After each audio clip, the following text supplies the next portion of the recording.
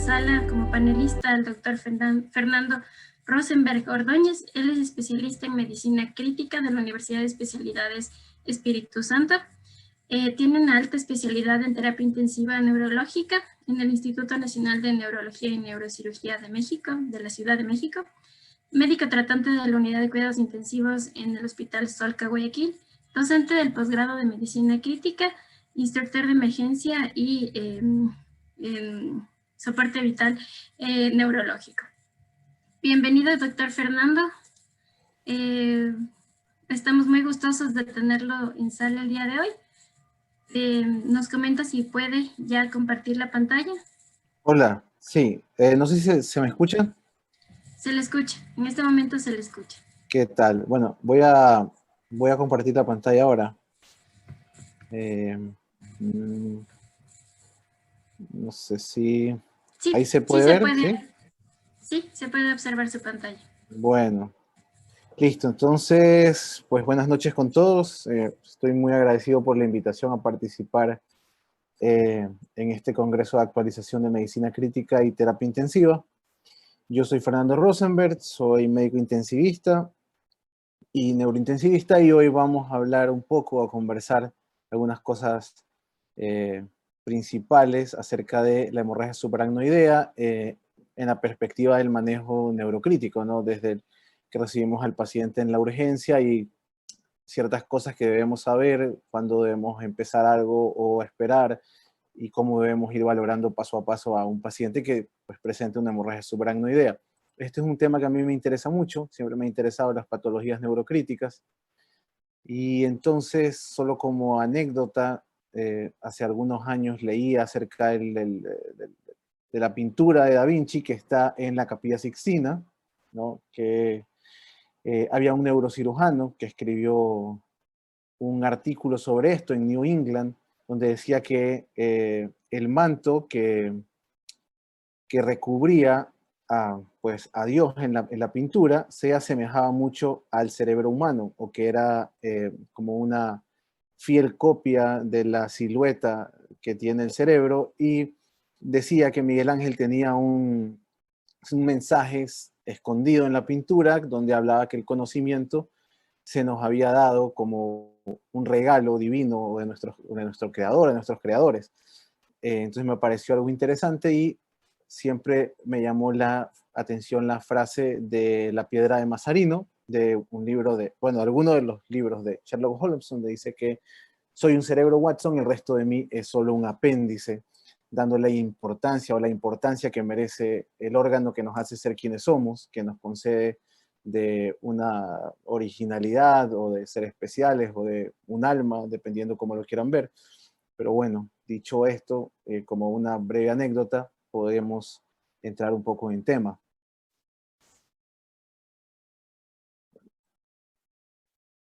Siendo un poco, hablando unas generalidades de la hemorragia subaracnoidea, es un accidente cerebrovascular hemorrágico, eso lo sabemos. La principal causa no traumática de hemorragia subaracnoidea es la ruptura de neurismas saculares. Comprende el 3% de todos los tipos de accidentes cerebrovasculares, y aunque ha habido una disminución en la tasa mundial de letalidad en las últimas 2 décadas, del 17 al 50%, porque reconocemos más rápido y porque tenemos mejores estrategias para tratarlo, la mortalidad prehospitalaria, o sea, los pacientes que ni siquiera logran llegar al hospital a los 30 días, pues sigue siendo entre el 15 y 35%. Igual es una tasa, dependiendo de la literatura que lean, pues no es un número despreciable. Todavía hay mucha gente que fallece incluso antes de recibir los primeros auxilios en un hospital. La incidencia no ha disminuido, se dice que 30.000 personas en Estados Unidos al año y aproximadamente 600.000 casos en el mundo al año de hemorragia subaracnoidea. Es una enfermedad que, aparte de la gravedad que conlleva, pues los pacientes que sobreviven a ella pueden quedar con una discapacidad permanente, déficits cognitivos para el funcionamiento ejecutivo y la memoria a corto plazo. Se dice que un 35% de los pacientes después del primer año pueden, de haber salido obviamente de la enfermedad, pueden padecer depresión y ansiedad.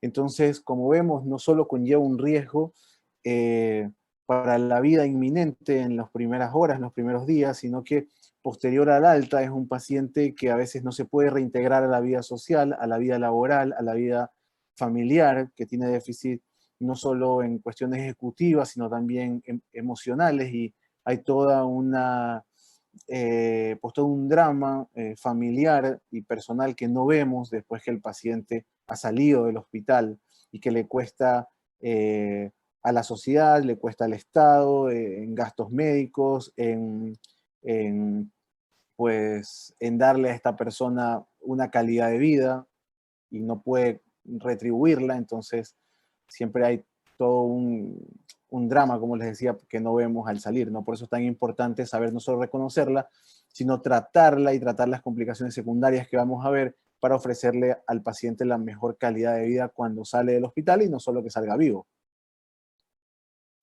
Haciendo un poco de historia, solo algo breve, quizás las primeras descripciones que se hicieron fue de Celsus en el año 30 a.C., donde las marcas características, él decía que las marcas características son fuertes escalofríos, relajación nerviosa, visión borrosa, delirio, vómitos, junto con supresión de la voz. Además de estos síntomas hay un dolor violento, principalmente sobre las sienes o el occipucio.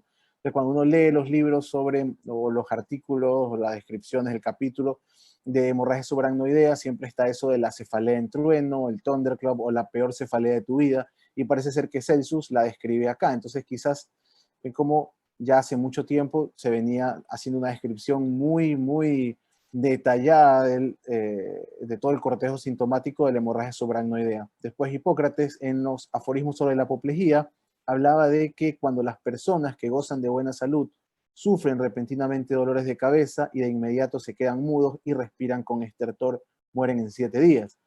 Entonces, quizás aquí, si repasamos lo que ya nosotros sabemos sobre hemorragia subaracnoidea, él nos está haciendo la descripción de la isquemia cerebral tardía o del vasoespasmo, ¿no? Paciente que presenta un primer ictus en un momento y luego 7 días después fallece, ¿no? Entonces, posiblemente él está haciendo esas primeras descripciones a las complicaciones cerebrales de la hemorragia subaracnoidea. En 1859, era un año en que pasaban algunas cosas en el mundo, específicamente en Ecuador, hacía su última erupción el volcán Pichincha. En Inglaterra se publicaba por primera vez El origen de las especies, que es la obra cumbre de la filosofía evolutiva. Y se publicaba quizás por primera vez también la descripción acerca de una hemorragia subaracnoidea. O sea, se plasmaba por escrito en una revista médica y era el caso de una chica joven, aproximadamente unos 30 años, que se vomitó y se desmayó. La llevaron en la madrugada al hospital con un déficit neurológico focal de las extremidades, perdón, del hemicuerpo derecho, si mal no recuerdo. La chica fue recuperando en el transcurso de las horas y de los días, pero a partir del cuarto día, dice el artículo que empezó a empeorar y que en 7 u 8 días, si no estoy mal, falleció cuando le hicieron una autopsia, pues tenía una hemorragia de la cisura silviana y es el primer reporte que se hace en una revista médica sobre la hemorragia subaracnoidea. Entonces, solo como un poco de, pues como para entrar en calor, ¿no? Hablar algo de historia de la hemorragia subaracnoidea. Se dice que existen algunos factores de riesgo para padecer de una hemorragia subaracnoidea, algunos son modificables, otros no. Dentro de los modificables pues tenemos la hipertensión, el hábito de fumar, el uso de alcohol y el uso de algunas drogas como la cocaína principalmente. Dentro de los no modificables pues existen picos por edades. Entre la quinta y sexta década de la vida se dice que puede haber un pico, ser mujer, ser afrodescendiente, hispano. Los japoneses y los finlandeses se dice que tienen una mayor incidencia de hemorragia subaracnoidea, haber tenido una previamente, tener una historia familiar, tener familiares de primero o segundo grado que lo hayan tenido, tener enfermedad de poliquistosis renal, la enfermedad de Ehlers-Danlos y el tener un aneurisma, aunque sea incidental, o sea, un hallazgo incidental de un aneurisma que mida más de 7 milímetros. Entonces, esos son factores de riesgo que no podemos modificar, pero que están presentes ahí. Nos dicen que esas poblaciones pues tienen una mayor incidencia de hemorragia subaracnoide. Dentro del diagnóstico, o para hacer el diagnóstico, tenemos que basarnos en 3 cosas: en los signos y los síntomas, las neuroimágenes y la punción lumbar. Si tuviéramos la pizarra que tiene Dr. House, posiblemente fuéramos anotando todo lo que vamos encontrando y haciendo un diagnóstico. Entonces lo vamos a ir como desmenuzando un poco la sintomatología, qué sabemos de las neuroimágenes, qué sabemos de la punción lumbar. Dentro de los signos y los síntomas se dice que la cefalea y la rigidez nucal, sobre todo la rigidez nucal, tienen un valor predictivo positivo alto. La rigidez nucal, como les decía, muy por encima de la cefalea. Si ven en este estudio publicado en el 2016 sobre los predictores del examen físico de la hemorragia subaracnoidea, tenemos que la rigidez nucal tiene un valor predictivo positivo de 6.59, mientras que la cefalea, ¿verdad? La cefalea de inicio pues tiene uno de 1.79. Pero no solo esto podemos ver, tiene un gran cortejo sintomático o quizás muy florido o muy pobre. Y tenemos la alteración del estado de conciencia, también puede ser, la parálisis de los nervios craneales, hemiparesia, signos cerebelosos, papiledema y hemorragia retiniana. Hablando un poco de la cefalea, que no es el síntoma más específico, pero posiblemente sí sea el síntoma más común y en el 70% es el único síntoma que existe. Se describe, o si leen pues, los libros de semiología, está descrito como cefalea en thunderclap, cefalea en trueno en un 50% de los casos.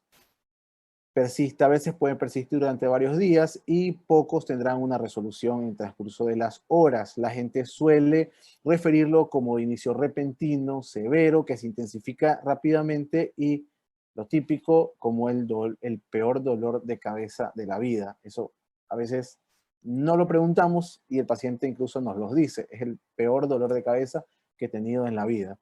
Entonces, ya si nos dicen eso, pues hay que empezar a pensar, ¿no? Hay que empezar a darle vueltas que puede ser una hemorragia subaracnoidea. Dentro de las neuroimágenes, yo siempre recuerdo un profesor que me decía que la imagen de la hemorragia subaracnoidea me decía, tienes que buscar el signo del pollo. Y nunca entendía bien hasta que me hizo la referencia de eso y pues la verdad sí que habrá quien se le parezca y habrá quien no, pero si uno se fija bien, quizás sí exista el signo este del pollo de la hemorragia subaracnoidea, aunque ya ahí es muy obvio, ¿no? Pero sí se puede parecer un poco. Se dice o dice la literatura y las guías actuales, o bueno, las últimas guías, que la tomografía de cerebro simple es la medida de diagnóstico inicial. En los primeros 3 días esta va a tener una sensibilidad que llega casi al 100%.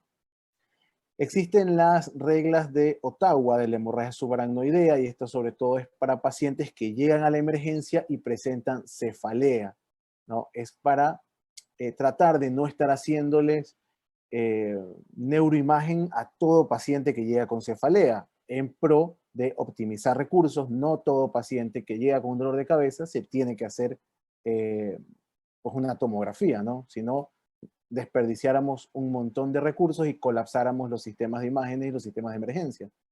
Entonces, las reglas de Ottawa de la hemorragia subaracnoidea nos orientan primero a que el paciente debe ser mayor de 15 años, ¿verdad? La cefalea debe ser de inicio, o sea, nueva, no debe ser traumática y debe alcanzar su mayor intensidad en 1 hora. Si el paciente cumple estos requisitos, pues le vamos a preguntar otras cosas.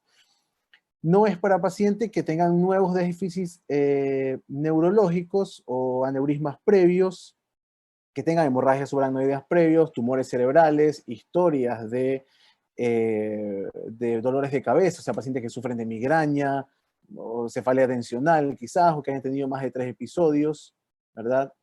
O que hayan tenido más en los últimos 6 meses, ¿no? Más de 3 episodios en los últimos 6 meses.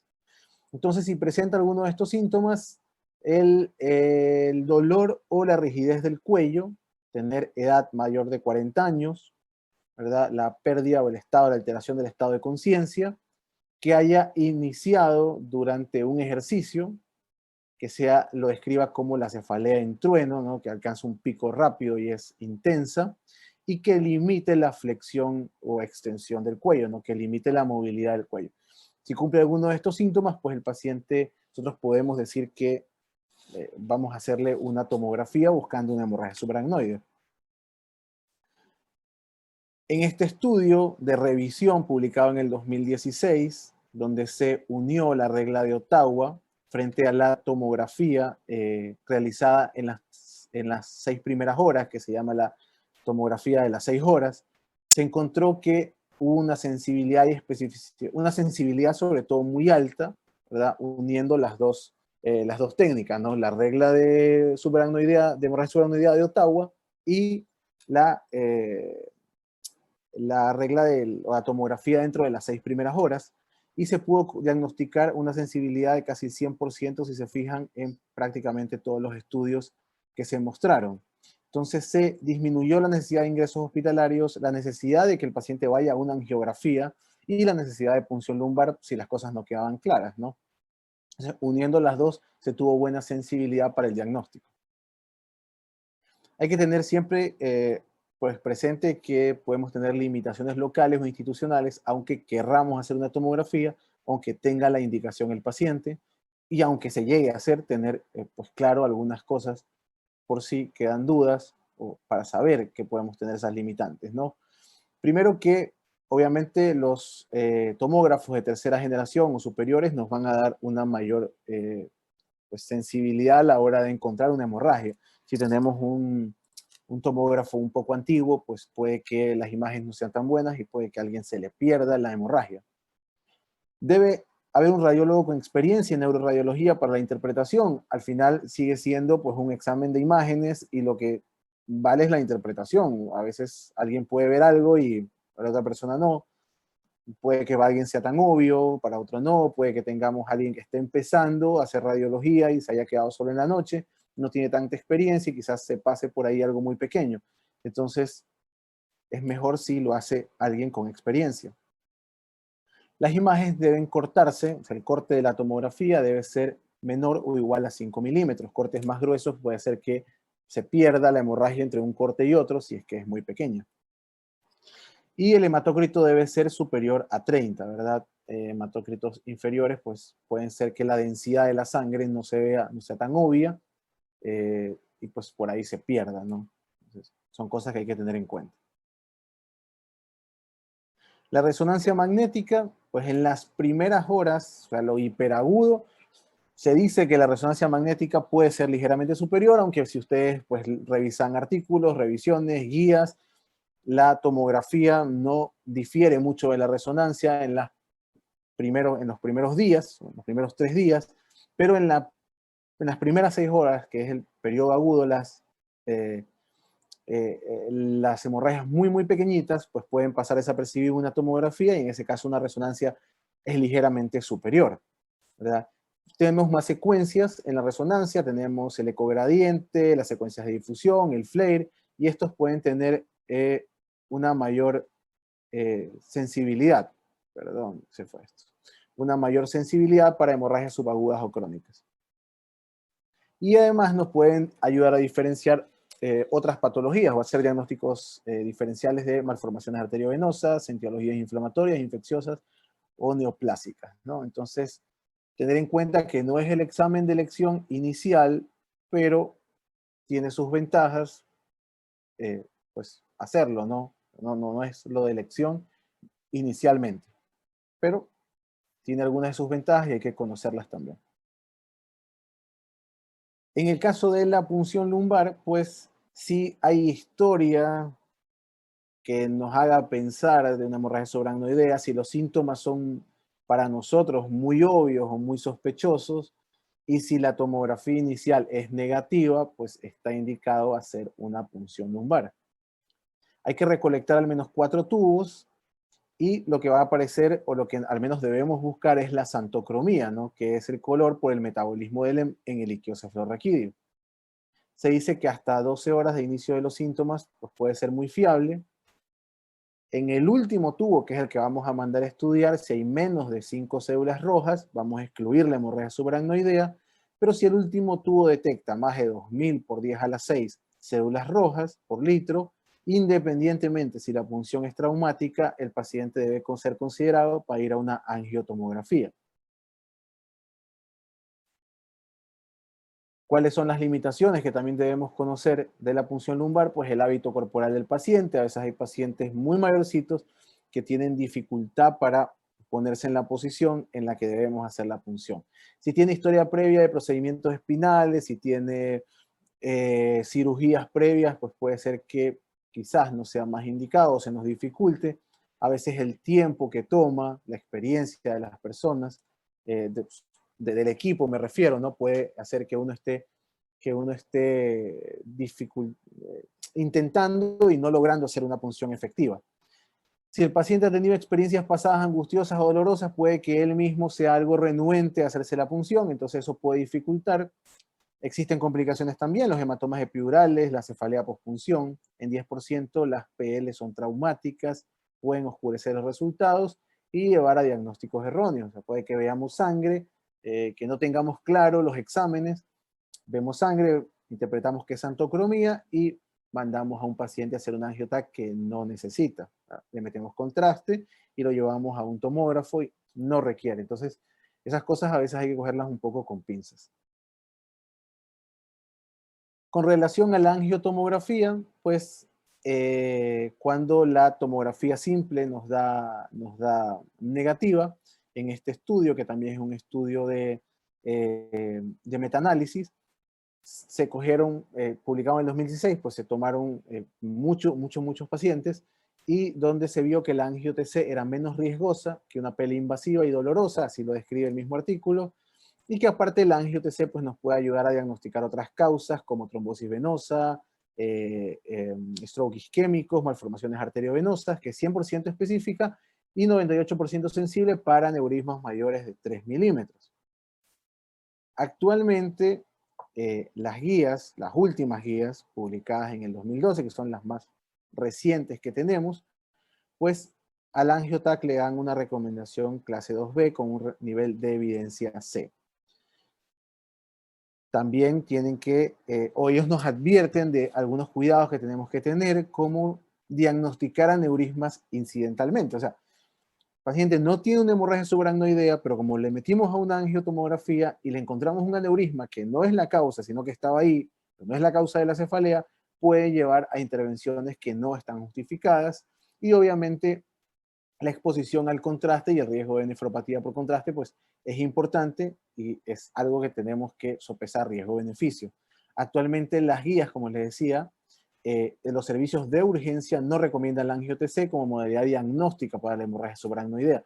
Entonces seguimos diciendo que la tomografía simple de cerebro es la imagen ideal o que debe hacerse inicialmente, ¿no? El estándar de oro, obviamente, siempre va a ser la angiografía por sustracción digital, pues nos va a permitir ver toda la vasculatura cerebral y puede que nos ayude a ver aneurismas muy pequeñitos cuando la angio-TC no los capta, como hablábamos antes. La angiografía puede detectar los aneurismas menores de 4 milímetros. Entonces, obviamente, el gol estándar siempre va a ser poder ver los vasos en vivo y en directo, pero esto no es lo más indicado de inicio. Por lo general se hace cuando un paciente ya va a ser sometido a un procedimiento endovascular, pero no, o sea, quiero insistir en que no es lo que inicialmente hacemos cuando un paciente llega a la emergencia. ¿Es el estándar de oro? Sí. ¿Es el gol estándar? Sí, pero no es la imagen que debemos pensar en hacerle de inicio a un paciente que tiene una hemorragia subaracnoide o que sospechamos que tiene una hemorragia subaracnoide. Una vez que hemos diagnosticado la hemorragia subaracnoidea por síntomas, signos y por una tomografía, resonancia o angiografía o por una punción lumbar, pues es importante clasificarla porque eso nos va a permitir saber a qué nos estamos enfrentando. Entonces ya en los años 60, en los años 80, perdón, si no estoy mal, en el 88, la Federación Mundial de Neurocirujanos nos daba su primera escala, que tenía en cuenta la escala de coma de Glasgow y si existía o no un déficit motor, y esta se iba a valorar entre 1 y 5 puntos. A mayor puntaje, mayor mortalidad y mayor déficit neurológico, o sea, mayor mal resultado neurológico, ¿verdad? Pero antes, si no estoy mal, en los años 60 ya se había descrito la escala de Honig-Hess, la clasificación de Honig-Hess, que hablaba de era una clasificación más clínica y también nos hablaba de mortalidad. También se clasificaba del 1 al 5, dependiendo de los síntomas que tenías, que podía ir de asintomático o no tener prácticamente ningún síntoma o síntomas mínimos, como una cefalea leve, a que estés en un coma profundo. Del 1 al 5, a mayor puntaje, mayor mortalidad.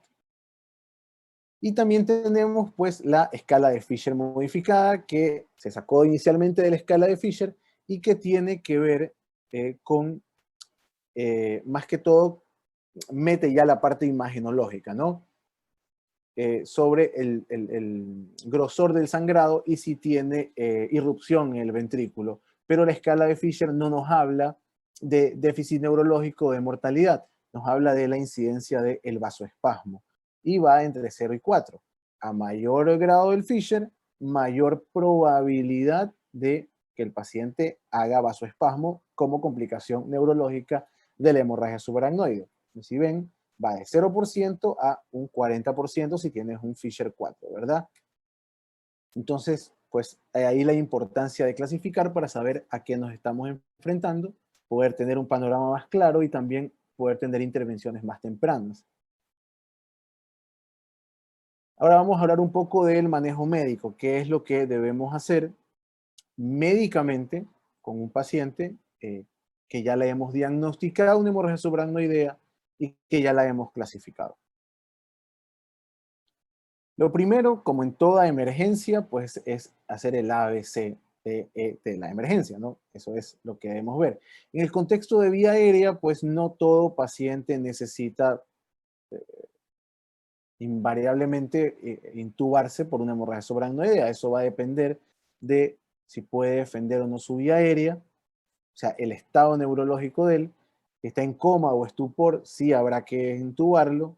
Si presenta convulsiones que no ceden a las benzodiazepinas o que no ceden después a antiepilépticos de segunda línea y persiste, pues sí hay que intubarlo. Y en algunos casos, cuando la agitación y el dolor no se pueden manejar, o es muy difícil, pues sí tiene también indicación de sedarse e intubarse, porque esa agitación muy marcada conlleva un riesgo para el paciente. Entonces, en esos casos sí hay que intubarlo. En lo que tiene que ver con el resangrado, pues es la primera y más grave de las complicaciones en el contexto de la urgencia. El 40% de los pacientes está descrito que van a llegar hipertensos, o sea, con una presión sistólica mayor de 185, y el riesgo de resangrado va a ser mayor en las primeras 2 a 12 horas, entre un 4 y un 13.6% en las primeras 24 horas. Que un paciente resangre le da un mal pronóstico, hace que aumente la mortalidad y que tenga una recuperación neurológica deficiente.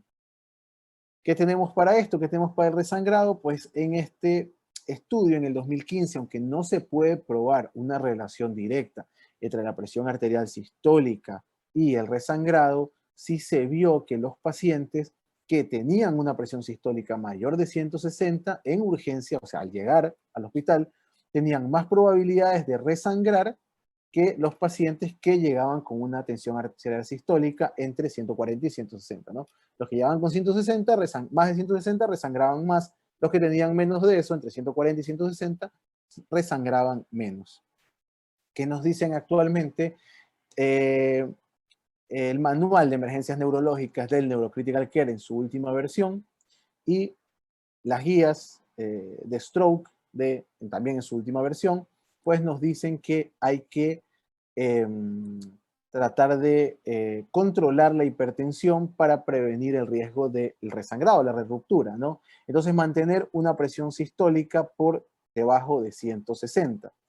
¿Qué nos dicen ellos? Que es posible que la hipertensión moderada, o sea, una PAM menor de 110, no requiera tratamiento, que hay que considerar los antecedentes premórbidos del paciente, o sea, si es hipertenso o no, para informar los riesgos y beneficios del tratamiento, que debemos utilizar medicamentos de acción corta y que sean titulables y que sean intravenosos, ¿verdad? Entonces, que podamos poner en infusión, como la nicardipina, clevidipina, el abetalol, ya. Tratemos de evitar el nitroprusiato y la nitroglicerina, porque son vasodilatadores cerebrales, venosos y arteriales, y eso puede provocar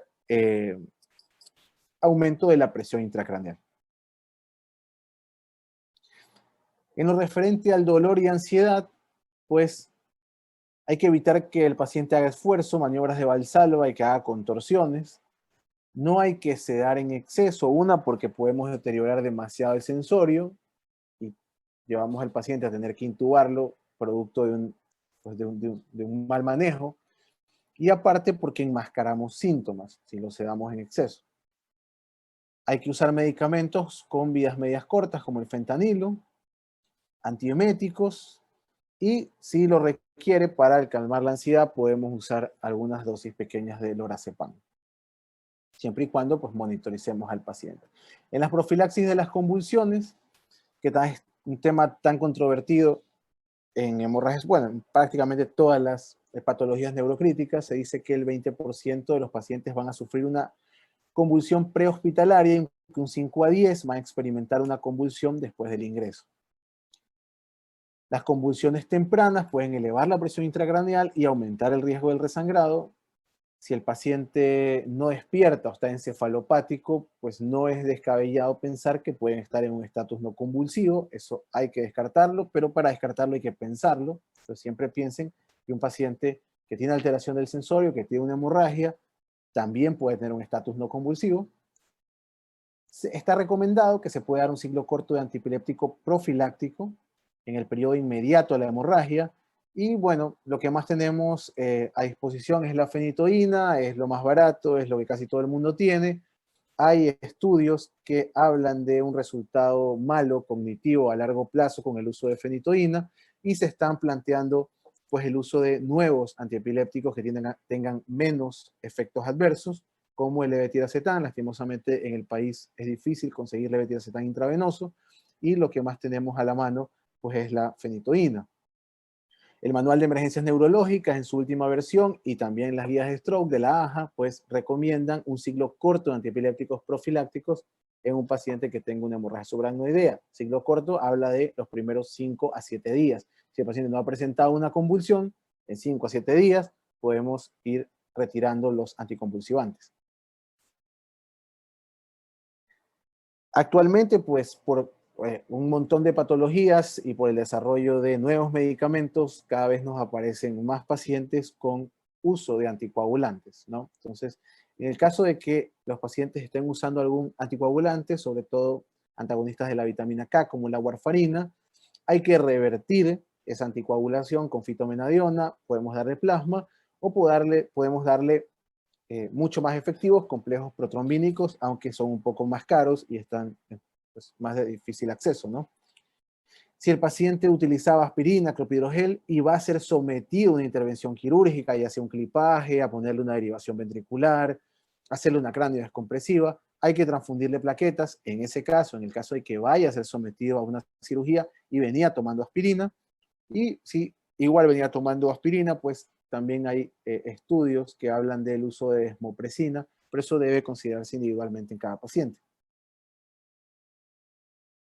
Acá hay una lista recientemente publicada, un artículo de emergencias médicas, una revista de emergencias médicas publicada hace poco, en realidad en el 2021, en estos meses, donde nos habla de algunos anticoagulantes o antiplaquetarios que suelen utilizar la mayoría de los pacientes, el agente con el cual debemos hacer una reversión, el mecanismo de acción y la dosificación que debemos utilizar, ¿no?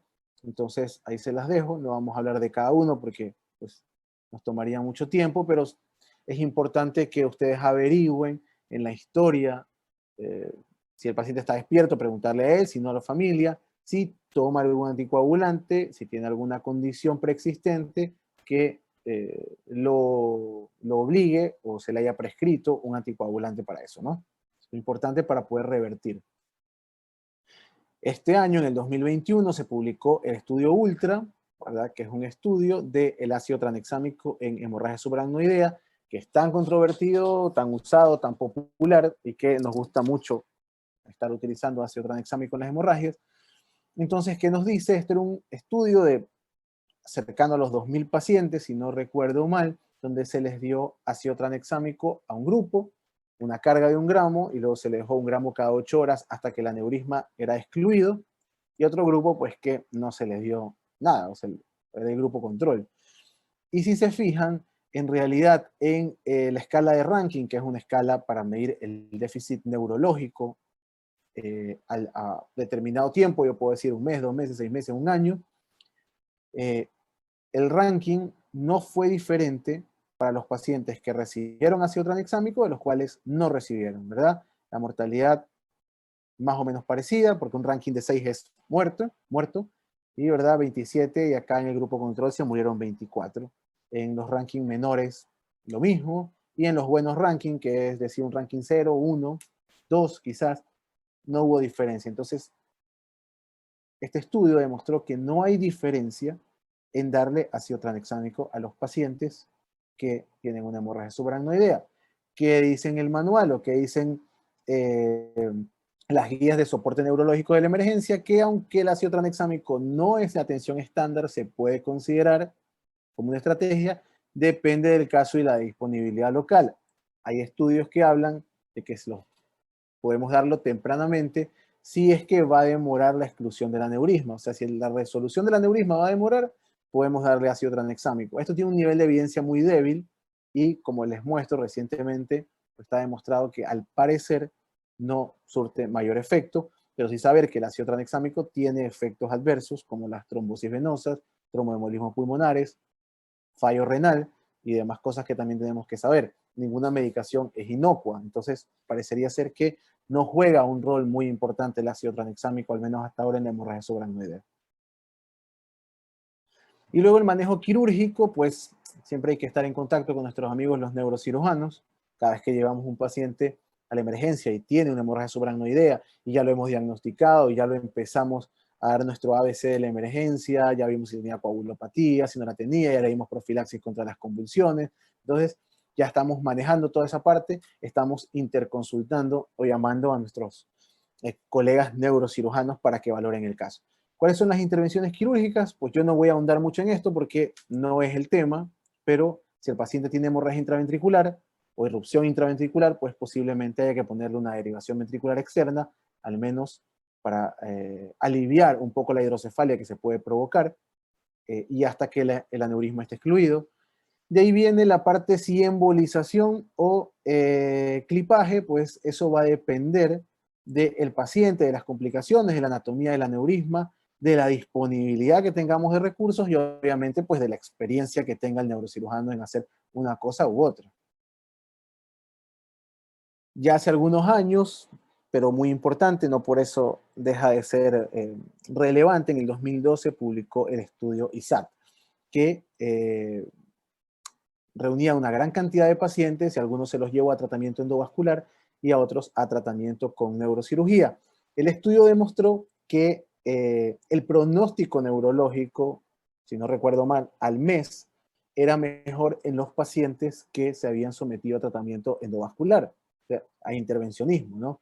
Entonces parecía que a estos pacientes les iba mejor en este estudio y se empezó a ver una tendencia a meter a los pacientes a procedimientos endovasculares. Parecía que les iba mejor. ¿Qué dice el Continuum? Que es una de las revistas más importantes de revisión de temas en lo que refiere a neurología. Dice que hay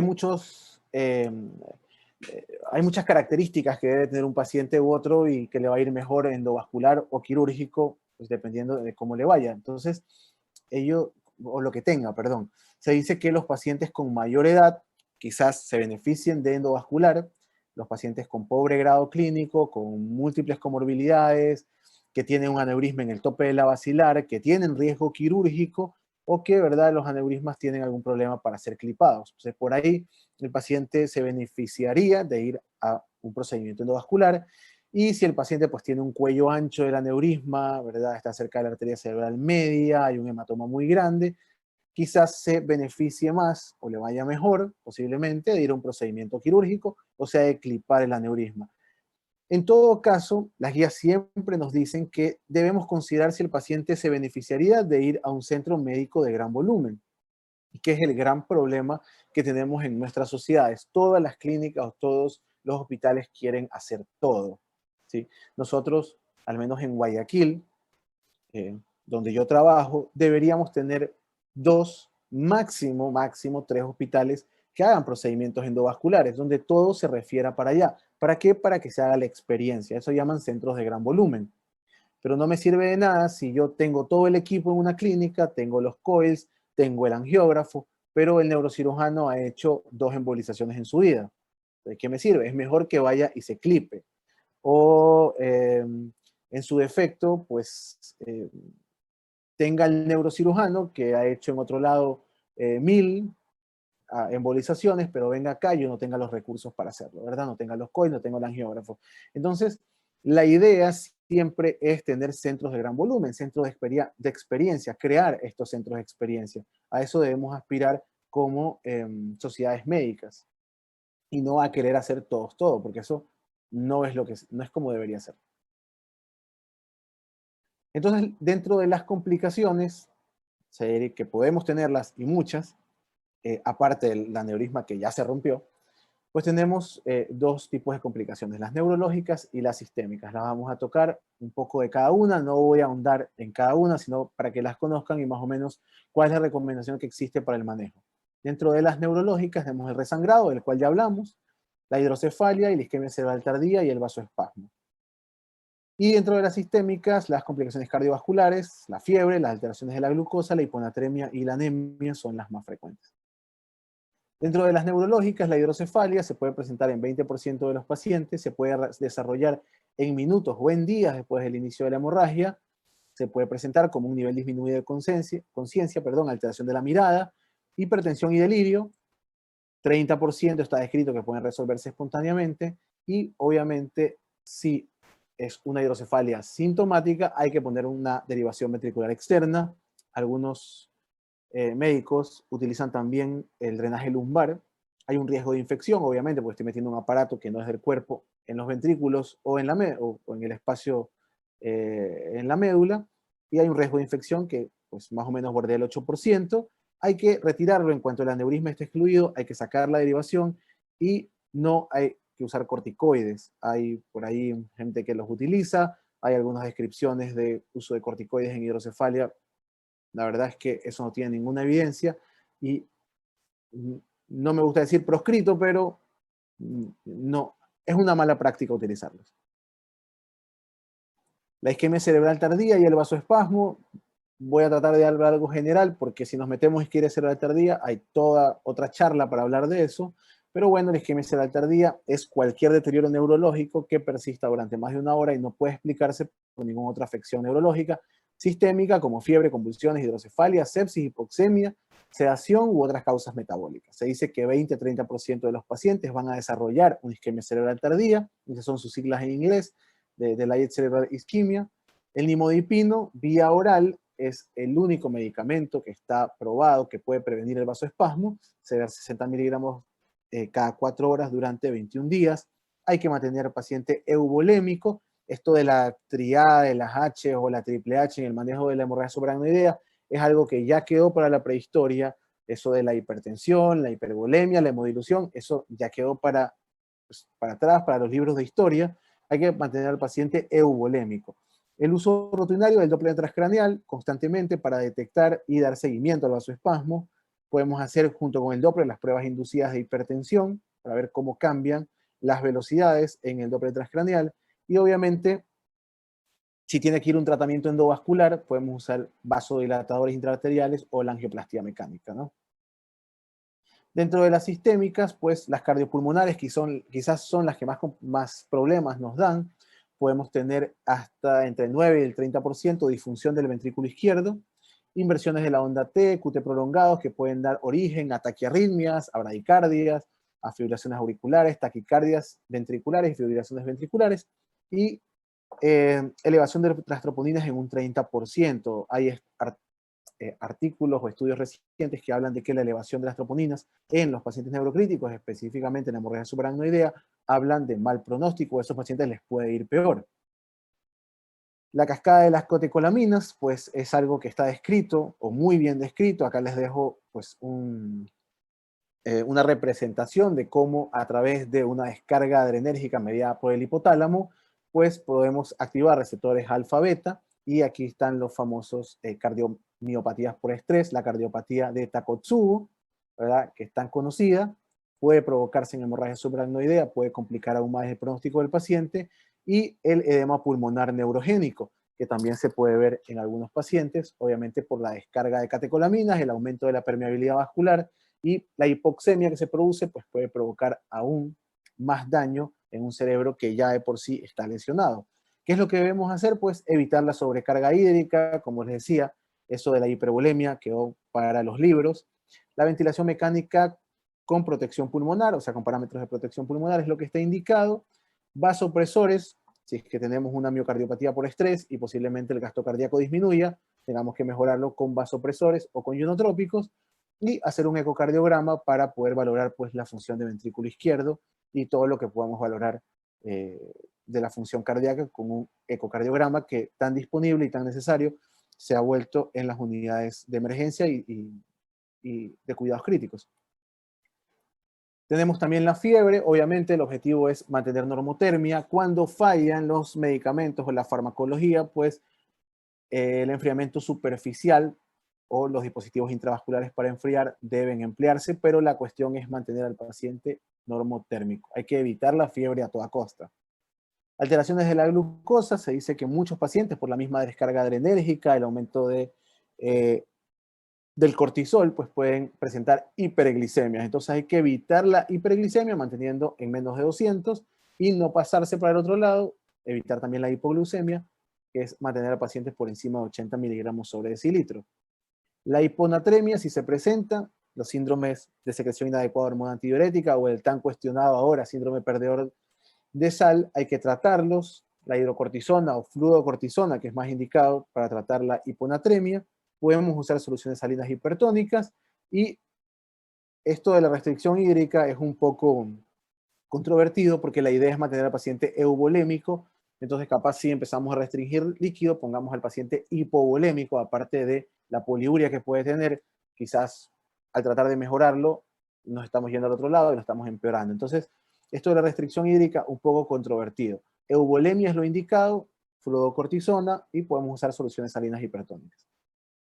Y la anemia, aunque no se ha determinado un objetivo óptimo de hemoglobina, porque no existe la hemoglobina óptima, en realidad cada paciente va a manejar un metabolismo cerebral distinto en el contexto de la falla de su autorregulación cerebral, si es que la tiene, así que no hay como un target, no hay un número mágico de hemoglobina, pero se dice, o las recomendaciones son que mantengamos una hemoglobina entre 8 y 10 gramos por decilitro.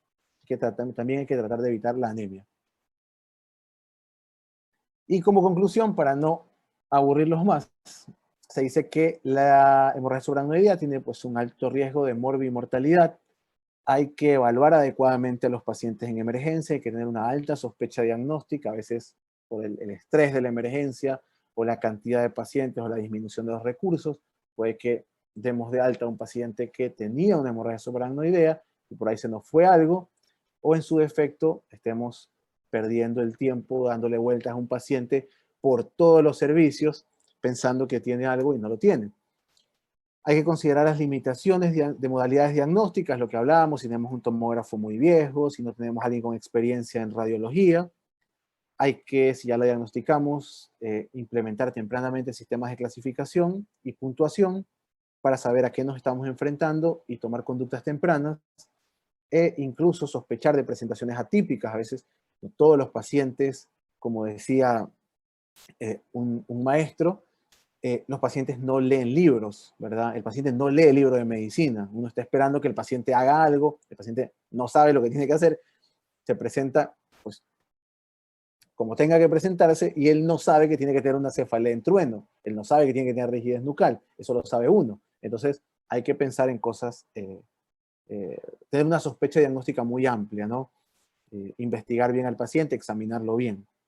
El manejo multidisciplinario es importante, siempre hay que apoyarse de los servicios de neurocirugía, del servicio de terapia intensiva, en el caso de que los tengamos disponibles, y a toda costa evitar el daño secundario, ¿no? Ya el daño primario está hecho, es la ruptura del aneurisma, yo con eso no puedo hacer nada, pero sí que puedo evitar tener un paciente anémico, tener un paciente hipoxémico, tener un paciente hiponatrémico, tenerlo mal ventilado, tenerlo ansioso, tenerlo con dolor, eso sí que lo puedo evitar, o tenerlo convulsionando, sí lo puedo evitar, así que siempre hay que pues, recordar que hay que evitar el daño secundario.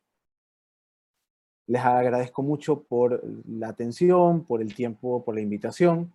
Si tienen alguna pregunta, alguna duda, no sé si en función del tiempo se puede hacer, si no, pues también podemos conversar por chat. Ahí les dejo pues lo de las redes sociales, si quieren, ahí me escriben, conversamos, intercambiamos ideas, casos, dudas, y siempre me voy con una frase, en este caso, de pues Stephen Hopkins, que dice: el mayor enemigo del conocimiento no es la ignorancia, es la ilusión del conocimiento. Quiere decir que está mal cuando creemos saberlo todo, cuando creemos saber que ya no hay nada que aprender, cuando damos todo por sentado, y siempre que aprendemos algo nos damos cuenta qué tan vasta es la medicina, qué tanto hay en zona gris, oscuro, y nos falta por explorar. Entonces siempre estemos leyendo, actualizándonos, revisando, nunca demos las cosas por sentado, aprendamos de los demás, y pues es la única manera de seguir para adelante y de pues brindar mejor atención a nuestros pacientes. Por última vez, les vuelvo a agradecer a los organizadores, a ustedes que están escuchando, y no sé si en función del tiempo hay alguna pregunta. Si no, pues Buenas vemos. noches, doctor. Muchísimas gracias por su ponencia. Sin duda es un tema de actualidad, es un tema que vemos también todos los días y que necesitábamos saber cuál es el manejo neurocrítico del paciente. Tenemos una pregunta, es en referencia a la oxigenoterapia. Usted mencionó que en la oxigenoterapia tiene que ser de acuerdo a las necesidades pulmonares. Sin embargo, en los hospitales se maneja el criterio de oxigenoterapia para neuroprotección. ¿Cuál es su opinión respecto a esto? Pues yo no he escuchado el término oxigenoterapia para neuroprotección. Ese término yo no lo he escuchado. Lo que hay que tener es al paciente normoxémico, eso es lo importante. Yo no puedo tener un paciente saturando. Lo importante es tenerlo normoxémico, saturando bien, cómodo, eh, con una buena mecánica ventilatoria. Si un paciente tiene una hemorragia subaracnoidea, no sé, Fisher 1, un GES 1, si viene un paciente que sí viene con una cefalea leve y le hago las reglas de Ottawa, le hago una tomografía, tiene una hemorragia subaracnoidea, pero el paciente está tranquilo, yo le he calmado el dolor, no está ansioso, está saturando bien, no tiene por qué tener oxígeno. O sea, si yo le pongo oxígeno a un paciente que satura 100%, está tranquilo, tiene una buena mecánica ventilatoria, pero tiene una hemorragia subaracnoidea, el oxígeno es cosmético. O sea, no, yo no estoy aportándole nada más a eso. Lo importante es mantener al paciente normoxémico, no ponerle oxígeno porque tiene una hemorragia subaracnoidea, sino porque necesita el oxígeno. En ese caso de oxigenoterapia para neuroprotección, no creo que el término quizás Sí, sí puede estar significa, muy... exactamente, sí significa eso, puede significa estar. ponerle oxígeno porque así le voy a proteger el cerebro. No, en ese caso no. Si el paciente lo requiere para mantener una normoxemia, entonces sí le pongo el oxígeno. Y ahí va a depender de lo que necesite. Una cánula, una mascarilla, y si tengo que intubarlo, pues lo intubo. Eso. Ok, doctor, muchas gracias. Y otra pregunta es en cuanto a los anticomiciales. Ujú. Bien, usted mencionaba que la fenitoína puede llegar a ser de uso secundario. ¿Qué otro tipo de anticonvulsivantes se les podría administrar a los pacientes que se encuentran en estos casos? Pues mira, un anticomicial que está teniendo mucho auge o que se está utilizando mucho, que cubre una gran cantidad de crisis y que tiene una cantidad de efectos adversos menores que los otros anticomiciales, que hasta su metabolismo es diferente, pues es levetiracetam. Es un buen anticomicial, cubre gran cantidad de crisis, pocos efectos adversos. ¿Cuál es el problema del levetiracetam? No está siempre disponible intravenoso, es más caro que la fenitoína. Entonces, pero es una buena opción si estamos en un lugar que tiene recursos. Todavía las guías no es una recomendación fuerte, pero sí hay muchos estudios cada vez más importantes que están empezando un poco a inclinarse hacia otros anticomiciales como el levetiracetam principalmente, por la cantidad de efectos, la poca cantidad de efectos adversos que tienen. La fenitoína es un inductor enzimático, entonces tiene una cantidad de interacciones con otros medicamentos muy importante, y está escrito esto del déficit cognitivo a largo plazo con el uso de fenitoína. Pero yo creo que el levetiracetam es una buena opción siempre y cuando pues, se tenga disponible. Exacto. Muchísimas gracias, doctor, por su ponencia. Muchísimas gracias por responder a estas dudas. Esperamos volver a contar con su presencia en una nueva oportunidad. Y de parte de todo el auditorio, muchas gracias.